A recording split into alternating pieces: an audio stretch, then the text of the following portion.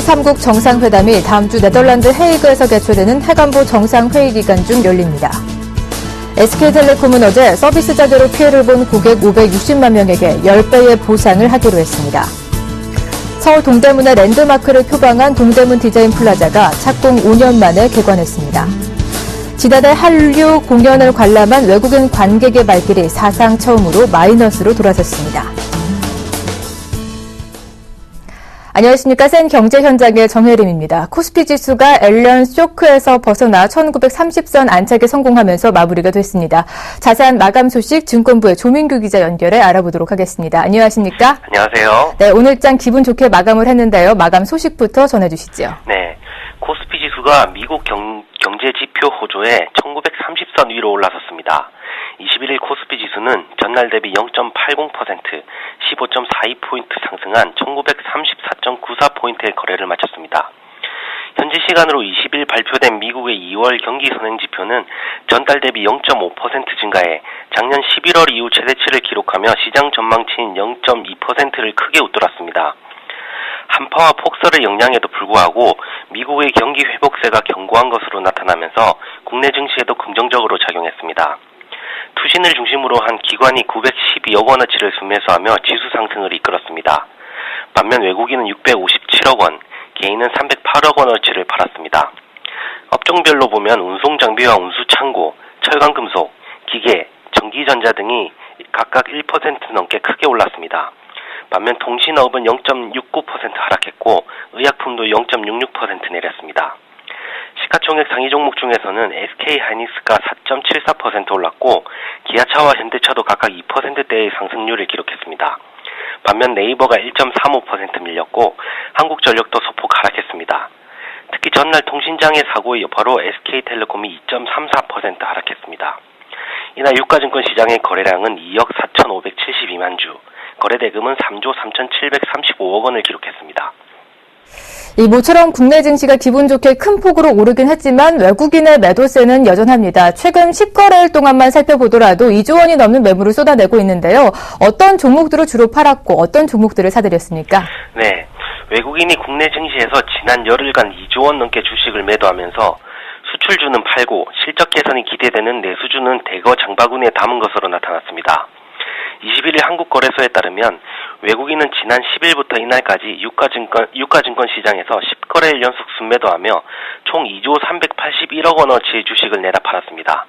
매도 리스트에는 삼성전자와 현대차, LG디스플레이, 기아차 등 수출주가 주로 이름을 올렸습니다. 중국의 경기 둔화 우려가 여전한 가운데 미국의 양적 완화 추가 축소와 내년 상반기 내 금리 인상 가능성 등 연방공개시장위원회 회의 결과도 외국인의 투자 심리에 영향을 미쳤습니다. 반면 경기 방어 성격의 내수주들은 외국인들의 선택을 받았습니다.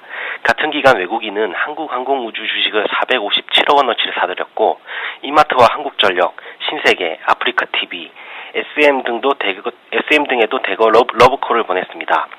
적은 규모지만 게임빌과 대상, 호텔신라 등도 외국인의 쇼핑 목록에 올랐습니다. 대외 여건이 여전히 불확실한 가운데 외국인도 정부의 내수 활성화 정책과 각종 요금 인상 수혜가 기대되는 종목에 집중한 것입니다. 다만 미국의 금리 인상 가능성과 이에 따른 외국인의 자금 이탈 우려가 커지고 있어 섣불리 외국인 매매 패턴을 추종하는 것은 위험하다는 지적도 나옵니다.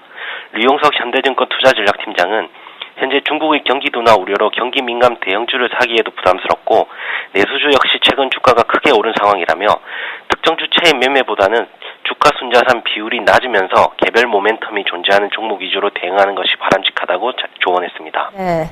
또 정부의 규제 개혁 의지가 주식시장에도 반영이 된 모습입니다. 수혜받은 종목들 살펴주실까요?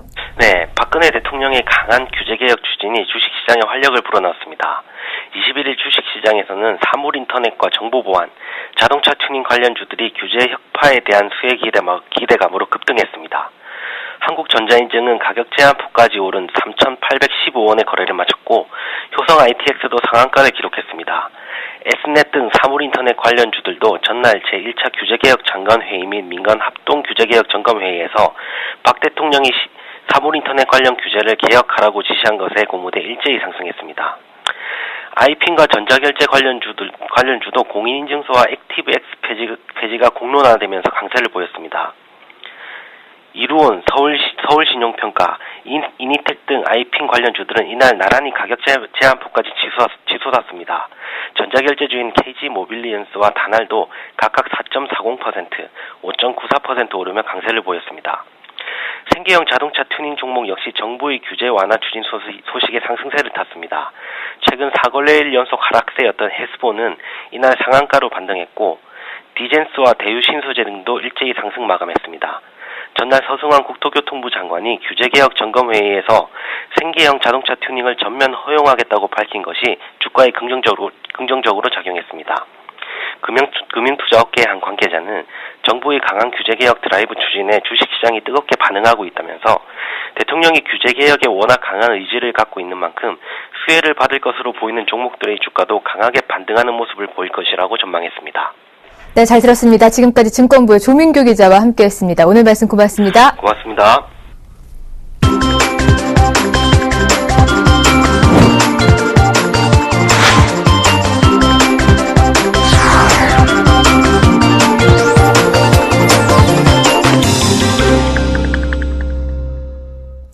오늘의 주요 뉴스입니다. 한미일 3국 정상회담이 다음 주 네덜란드 헤이그에서 개최되는 해관보 정상회의 기간 중 열립니다. 비록 3자 회담 형식이지만 박근혜 정부 출범 이후 한일 양국 정상이 처음으로 마주하게 됐습니다. 양국 정상의 회담은 2012년 5월 이명박 대통령과 노다 요시히코 총리가 마지막이었으며 22개월 만입니다. 이번 회담을 계기로 아베 신조 일본 총리의 야스쿠니 신사 참배 이후 파국으로 치닫던 한일 관계가 개선의 전환점을 마련할지 주목됩니다. SK텔레콤은 어제 서비스 자개로 피해를 본 고객 560만 명에게 10배 보상을 하기로 했습니다. 하성민 SK텔레콤 사장은 오늘 기자 간담회를 열고 서비스 자개에 대해 사과를 한 뒤 이 같은 피해 보상 방안을 발표했습니다. 하 사장은 약관에 정해진 요금 반환 규정에 한정하지 않고 그 이상의 추가 보상을 시행해야 한다고 말했습니다.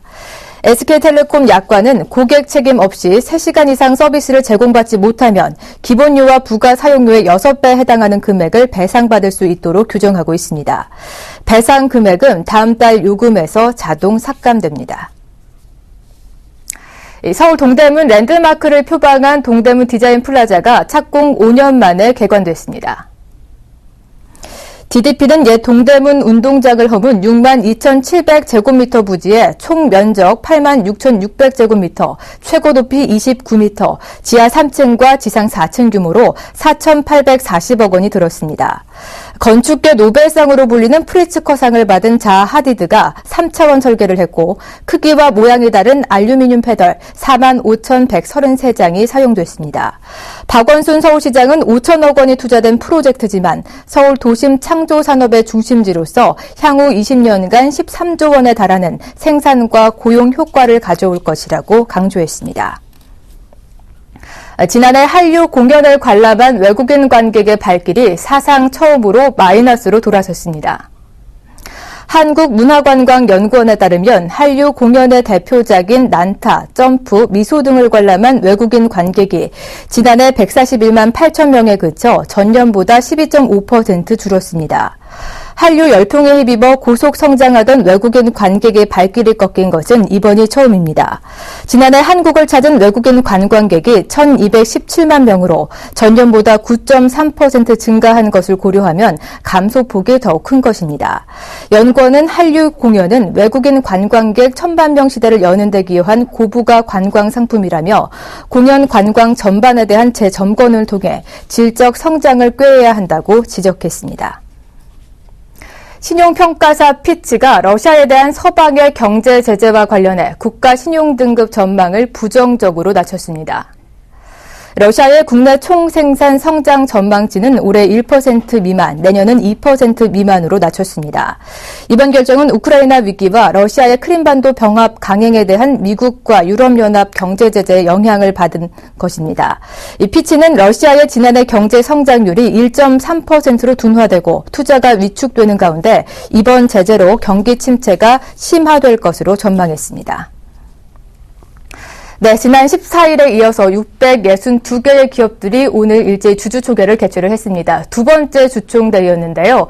이번 주총대회에서는 SK와 한화, CJ 효성 등 이 횡령 및 배임 혐의로 형이 확정되거나 그리고 재판 중인 재벌 그룹들이 대검 올리면서 해당 그룹 총수들의 등기 이사직 사퇴 여부가 주요 관전 포인트가 됐습니다. 어떻게 마무리가 되는지 증권부의 조성진 기자 연결해 자세하게 알아보도록 하겠습니다. 안녕하십니까? 네, 안녕하십니까? 네, 먼저 주총 결과부터 알려주시죠.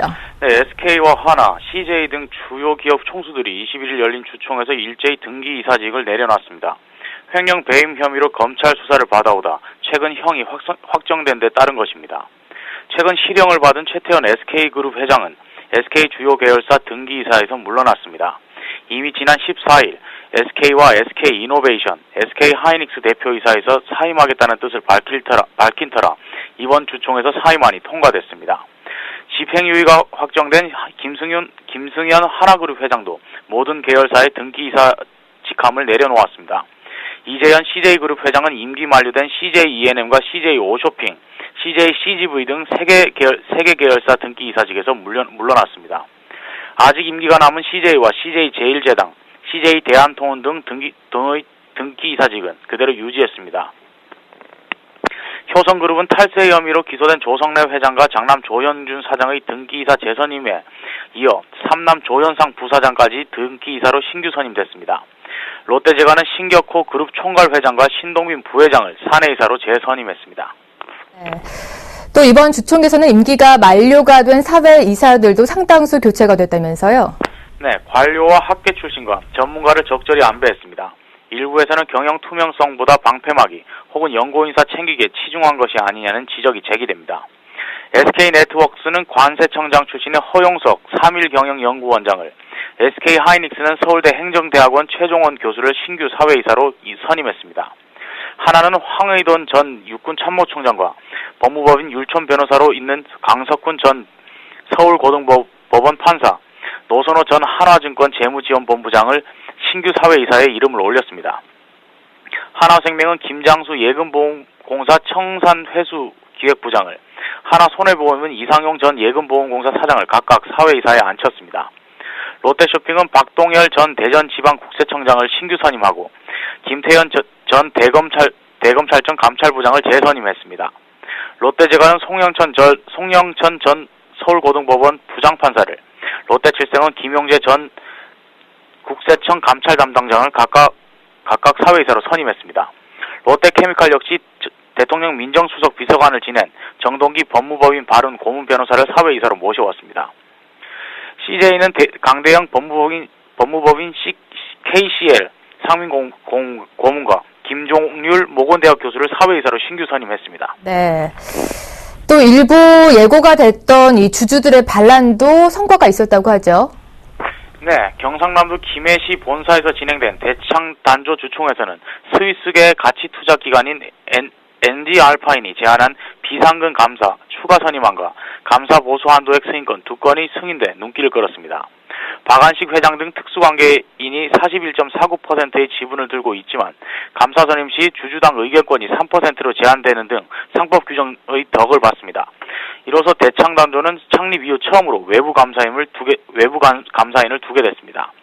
이날 감사로 선임된 NG알파인이 대리인 조성민 ANG 파트너스 부사장은 소액주주의 승리라며 지배구조가 복잡하고 계열사 간 거래의 투명성 등이 확보되지 못했는데 주주 친화적인 감사를 통해 견제를 통해 주주 가치를 극대화할 것이라고 말했습니다.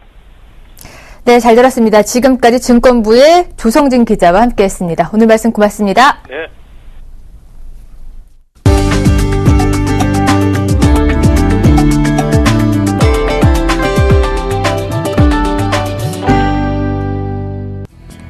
올해 1, 2월 해외 플랜트 수주액이 155억 달러로 전년 대비 58% 증가했습니다.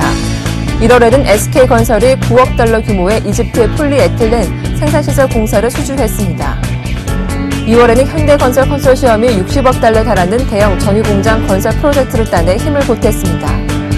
산업통상자원부 관계자는 연초부터 플랜트 수주가 호조를 보이고 있다며 올해 700억 달러 수주 목표를 무난히 달성할 것으로 전망된다고 말했습니다. 삼성전자가 6년째 입사하고 싶은 기업 1위에 올랐습니다. 취업 포털 사람이니 월간 리크루트와 함께 구직자 1,068명을 대상으로 조사한 결과 18%가 가장 입사하고 싶은 대기업으로 삼성전자를 꼽았습니다. 삼성전자 뒤를 이어 현대자동차, 포스코, CJ제일제당, 대한항공이 상위 5위권을 형성했습니다. 삼성전자, 현대차, 포스코, 기아차, SK텔레콤에 들어가고 싶은 이유는 높은 연봉이었습니다.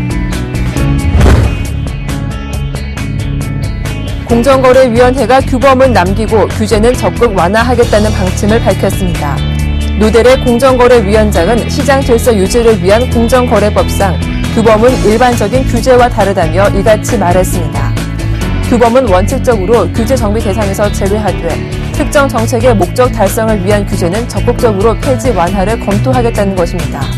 노 위원장은 공정위 규제 482건 가운데 규범에 해당하는 규제는 약 60%이며 나머지 40%는 시장 상황에 따라 변동이 가능한 일반 규제라고 설명했습니다. 금을 주식처럼 사고 팔 수 있는 KRX 금시장, 즉 금현물시장이 오는 24일 개장합니다.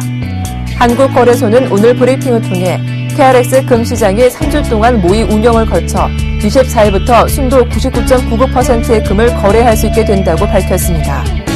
매매 시간은 오전 10시부터 오후 3시까지입니다. 오전 9시부터 10시까지, 그리고 오후 2시 30분부터 3시까지는 호가를 받아 시가와 종가를 정합니다. 전용 계좌를 개설한 뒤 모바일 트레이딩 시스템, 홈 트레이딩 시스템 등을 통해 거래할 수 있습니다. 센 경제 현장 오늘 준비한 소식은 여기까지입니다. 시청해주신 여러분 고맙습니다.